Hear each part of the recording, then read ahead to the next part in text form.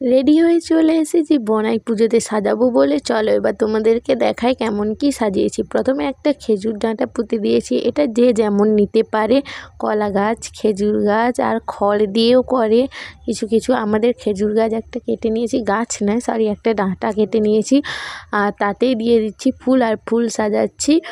ফুল সাজাতে একে একে একে ওই কাঁটাগুলোতে ফুল গেঁথে নিচ্ছে। আর মা আশেপাশে করছিল খড় দিয়ে বিনুনি বিনুনি টাইপের কী করছিল, ওর নাম আমি জানি না ঠিক, ওটা করেছিল। মানে মা আর মেয়ে দুজনেই কাজ করছে। আমার মা খুব মিশুকে, দুইজনে মিলেই কাজটা করছি।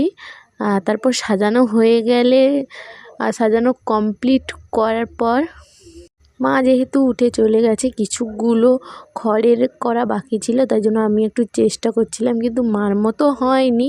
মা খুব ভালো করেছিল। তারপর দেখি না মা এপাশে আলপনা দেওয়া শুরু করে দিয়েছে। রাস্তা থেকে লক্ষ্মীর পায়ের ছাপ এঁকে এঁকে আসছে। মার লক্ষ্মীর পায়ের ছাপগুলো খুব সুন্দর হচ্ছে। আমি অতটাও পারিনি, পরে করব যখন তোমরা দেখতে পারবে। মা খুব তাড়াতাড়ি করছিল, লক্ষ্মীর পায়ের ছাপগুলো খুব সুন্দর। তারপরে তো এই আলপনাটা দেওয়া হয়ে গেতে আমরা চলে এসেছি মা আর আমি মিলে দুজনে এই খেজুর গাছের কাছে, মানে যেখানে পোতা হয়েছে সেখানে আলপনা দিতে। আর দেখো মা আর দুজনে মিলে আলপনা দিয়ে দিচ্ছিলাম, যেহেতু আলপনা একটু পারি না, মার সাথে হাত মিলিয়েছি। আর পরপর সন্ধ্যা হয়ে আসতে, যেহেতু মশাও লাগতেছে, কি বলবো আর, তবুও কী করা যাবে বলো, যতটা সম্ভব পারছি করছি। আর আলপনা দিতে আমি একদমই পারি না, জাস্ট মা বলছিল এই মই আঁক ই আঁক, এগুলো সাধারণত কমন ব্যাপার, তাই জন্য আঁকছিলাম মোটামুটি করে। তারপর আঁকা আমাদের কমপ্লিট, মা আর দুজন মিলে আঁকা কমপ্লিট করে দেখো অবস্থা কি হাতের। আলপনা যে দিয়েছি এই হলো আলপনা, তোমাদেরকে দাঁড়াও ভালো করে দেখিয়ে দিচ্ছি কি কি দিয়েছি।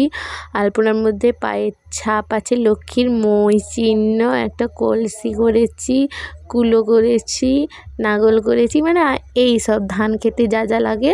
আর তারপরে এই খড়ের ইগুলো ধানের বস্তায় বা খড়ের গাদায় দিতে হয়, তাই জন্য আমি একটা দিয়ে দিচ্ছি ধানের বস্তায়, যেহেতু আমাদের ঘরে ধানের বস্তা রাখা ছিল, ওটা এনে দিয়ে দিলাম। তারপরে যাচ্ছি যেখানে পুজো জোগাড় করছিল মা, আর পুজোর জোগাড়ে করেছিল একটা গামলির মধ্যে, পিতল গামলির মধ্যে ধান ভরে রেখে দিয়েছিল, আমসার সুপুরি সব দিয়েছিল পুজোর যা যা কিছু। তারপর ফুল তুলসী টুলসি যা যা কিছু, মা পুজো করবে একটু পরে। আর তারপরেই হয়েছিল সন্ধ্যা দিয়ে আমার এই ছোট্ট ভিডিওটি শেষ করলাম। তোমরা দেখতেই পেলে আমাদের বনাই পুজোতে কীরকম কী সাজানো হয়, তোমাদেরকে দেখালাম।